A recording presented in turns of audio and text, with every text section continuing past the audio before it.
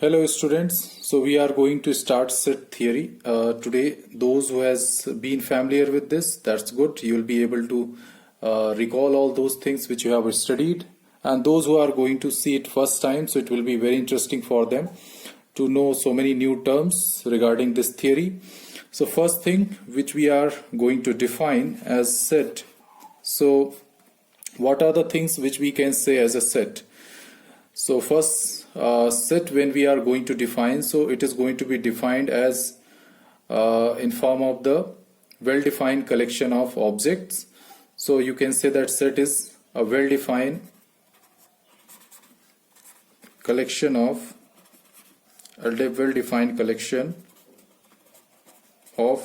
objects.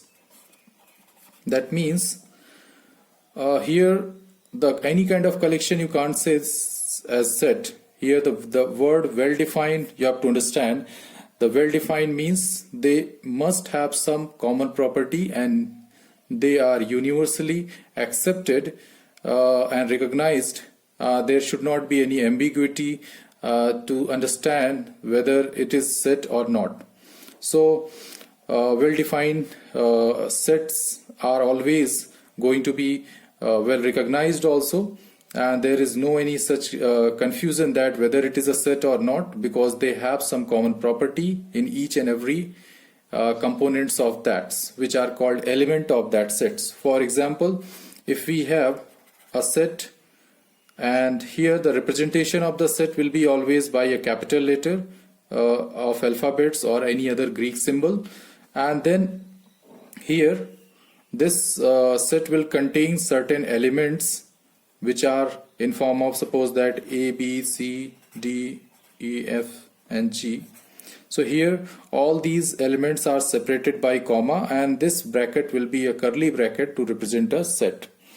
Okay, and so it is a finite set, as you can see that the number of elements are limited. Okay, but in case if the number of elements are not going to end up, means the number of elements we cannot recognize how many elements are in that set, so those sets will be called infinite set. For example, the set of integers Z, where you have all the negative numbers, for example -5, -4, -3, -2, -1, 0, 1, 2, 3 and ... up to plus infinity.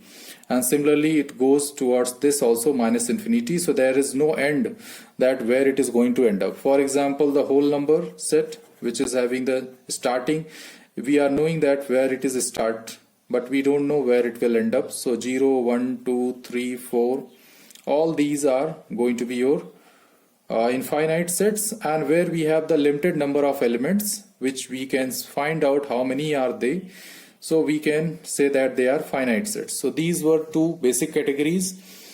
Then we have some more varieties of the sets. What are they?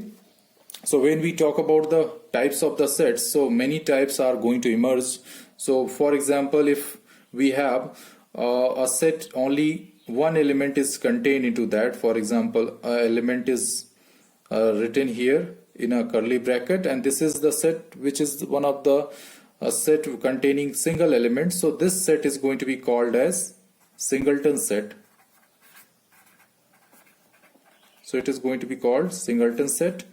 And if any element has no element, that means it is simply a curly bracket, there is no element is present here, so this particular set is going to be called as null set, or you can also say as empty set.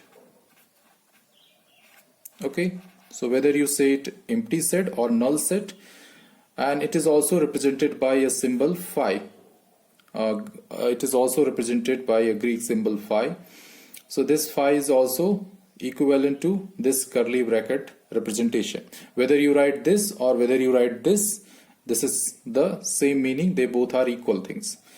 But if you write both combined, so it will be wrong. If you are writing that curly bracket inside that phi, so this is not the empty set, this is going to be then singleton set, because here this curly bracket is having one element in form of phi, so this is not the empty set, this is going to be a singleton set.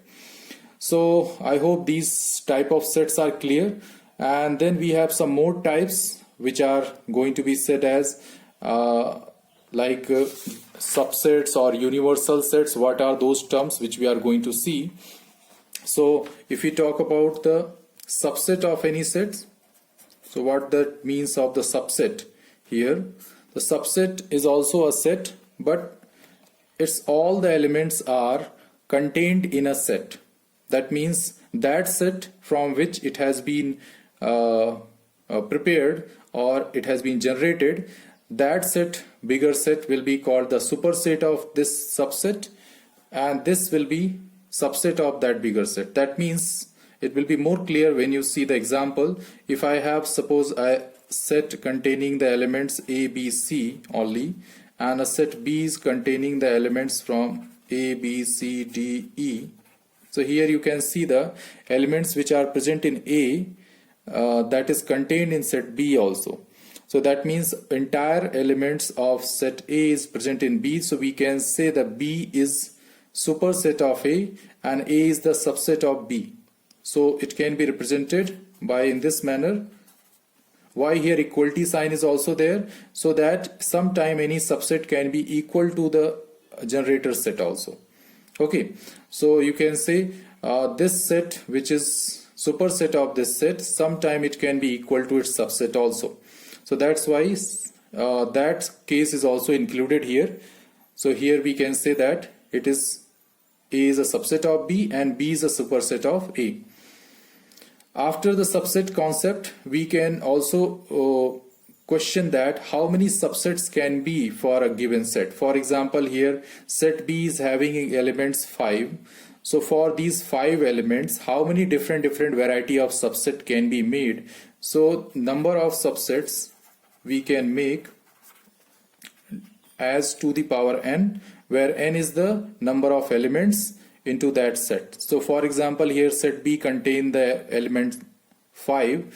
So all these 5 elements can be taken in different pairs, different combinations, and then they will be able to generate to the power 5. That means 32 subsets for this set B. Out of that, one of that I have written ABC, and phi is also one of the set which is the subset of entire all the sets. All variety of the set will contain the phi as its subset. Okay, so that means this set, null set, is element is not present into that, but this null set is subset of all the sets which are going to be having any element or not. So you can say it is the one of the set which is the subset of all. And then we have the concept of universal set. So what is the universal set? So when we talk about universal set, so universal set is considered that set which is the superset of all the sets. That means all other sets are the subset of universal set. That means that is going to be represented by symbol U, or in some of the books they write the symbol capital S, and that is the element containing all the elements which are possible. For example, if set A, set S is going to be given 1, 2, 3 up to 100. So all other sets, suppose that A is the numbers containing 1, 2, 3 up to 50. B is the set which is containing all the even numbers up to 100. 2, 4, 6, 8 up to 100. Or we can write a set C which is containing all the odd number up to 100. 1, 3, 5, 7 up to 99. Okay, so you can see that here set A, set B and set C, whatever elements they are all containing, they are all contained into this set S. So that means here set S is the superset of A, B and C all. That means A, B, C are all these sets which are subset of this capital S. Okay, that means this set U or capital S is going to be called as universal set for this situation. In general, universal set means that which contain all the sets which are present in that situation. Okay, so universal set also has many applications, and you can say phi is also subset of all the sets, so that's why phi will be also subset of universal set as well as. Then we have some more concept regarding the set and subsets and their properties, and then also we discuss the various applications of the operations of the set. But in the next class we shall continue rest of the things, but till that time we will be like to give you some of the work that you can work upon. So one homework, small homework I am giving that you can easily solve. So if I am giving a set, suppose that set D, which is containing the elements 1, 2, 3, 4. So you have to create all the numbers of subsets possible for this D. So number of subsets, whatever they are going to be to the power 4. That means total 16 subsets will be there. So you have to create all those 16 subsets, whatever they are.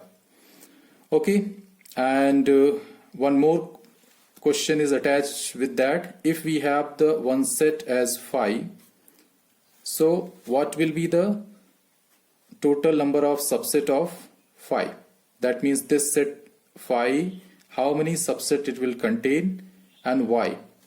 You have to give the reason also. So this you have to try these two questions. First one is this, where the set D is given with these 4 elements whose number of subsets you have to write, and here phi will have how many number of subsets and why.